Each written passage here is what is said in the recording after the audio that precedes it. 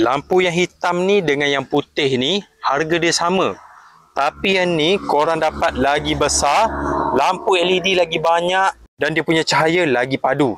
Kalau lampu hitam ni keluar awal sikit, saya dah pakai dah semua lampu hitam ni dekat sini. Dekat sini saya dah pakai 4 biji lampu yang putih ni. Satu tiang saya letak 2 biji lampu. Kalau lampu ni keluar awal sikit, semua saya pakai lampu hitam ni. Sebab yang ni dia lagi baloi tau. Kalau korang tengok lampu LED dia tu penuh bodi lampu sini. Kiri ada, tengah ada, kanan ada, atas pun ada. Cahaya dia ni lagi padu, yang ni lagi terang. Model ni baru keluar tau. Saya sempat grab sebiji je. Yang ni saya repeat kali kedua. Sebelum ni saya pasang dekat dinding rumah sini. Cahaya dia ni kalau korang tengok memang terang.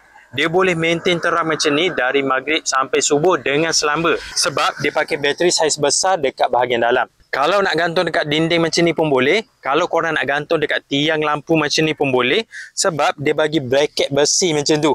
Bracket dia ni sangat fleksibel. Boleh gantung dekat tiang boleh. Gantung dekat dinding rumah boleh. Gantung dekat mana-mana pun boleh. Asalkan korang kreatif untuk gantung. Kalau korang tengok saiz dia tu memang besar tau. Memang baloi lampu ni. Kalau banding dengan putih macam ni, yang ni lagi baloi. Harga pula sama. Dia punya LED dekat dalam, satu section dia ni banyak.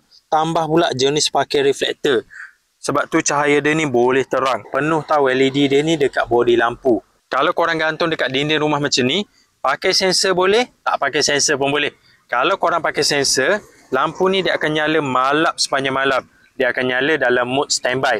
Tapi kalau dia detect ada pergerakan dekat bahagian bawah, lampu ni akan terus nyala dengan full brightness. Dia nyala dengan sangat terang. Kalau korang pasang dekat tempat gelap, kalau penyamun lalu waktu pagi, lampu ni akan terus nyala dengan terang. Confirm penyamun pun lari tak cukup tanah. Yang ni baru ngam. Tapi kalau korang nak gantung dekat tiang lampu macam ni, tak payah pakai mode sensor.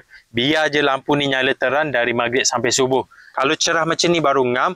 Untuk korang tinggal rumah lama, barulah tak risau. Kalau korang balik rumah waktu malam, lampu ni terus nyala, baru mudah macam ni. Kalau tengok bahagian belakang dia ni, panel solar penuh bodi lampu macam ni. Saiz besar tau. Panel pula jenis model baru, jenis monokristalin. Dia lebih perform berbanding panel lama dan dia lebih perform waktu low light, waktu mendung.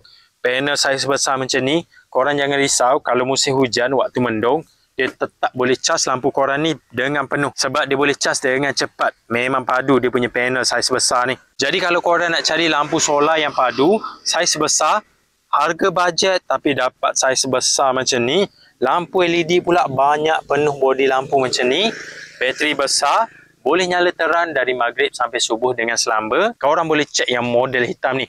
Kalau nak jadikan lampu jalan, grab terus yang hitam ni. Korang jangan pakai yang putih ni. Yang model hitam ni saya dah repeat untuk kali kedua. Saya dah pasang dekat sini, memang puas hati. Jadi lampu ni korang boleh cek dekat link video.